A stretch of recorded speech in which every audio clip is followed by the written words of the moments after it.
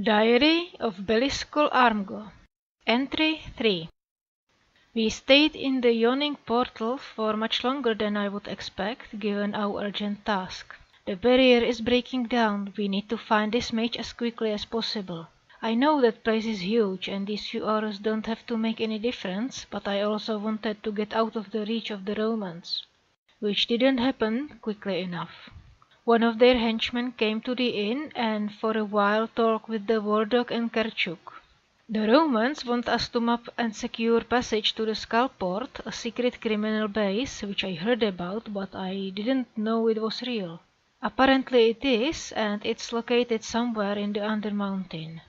Of course, we couldn't agree whether to work for the Romans or not, but since it won't matter until we actually find that Skullport, we just left it for later and used the lift down to the first underground floor. The first room looked staged. On one wall, various shields were hanging, on the others there were inscriptions, scribbles, warnings of painful death, and even one almost poem, which I'm fairly certain was written by Dernan himself.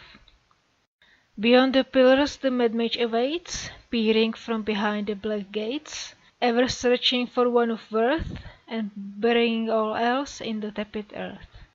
Nice! Almost an invitation. Before we stepped into the only path leading from this room, Wardog summoned an invisible magical servant, dressed him to look like a person, and sent him ahead of us. Very soon we found an unusual hallway full of mirrors.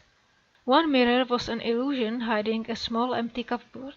I left a small bead there just to see what happens. Nothing happened, so we continued.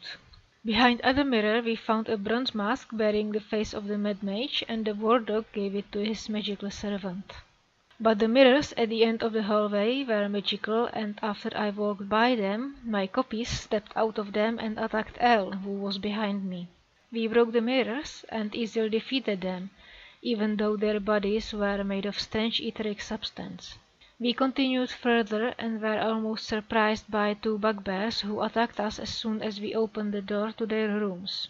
To our surprise, when we killed them, some kind of brain dogs came out of their bodies and attacked us. And we killed them too.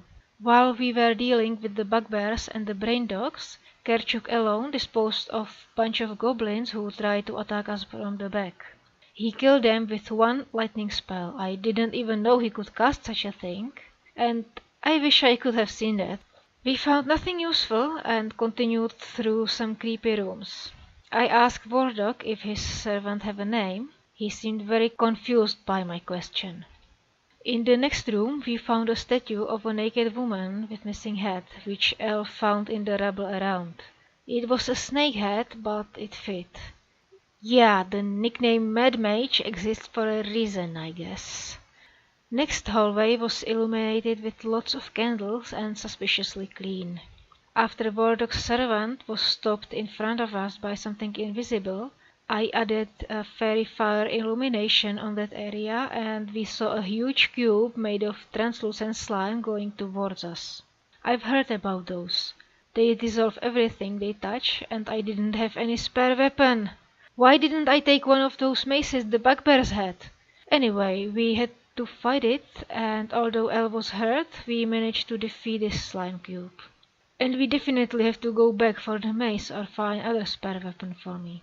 If this floor is the safest one, I want to be better prepared for the next.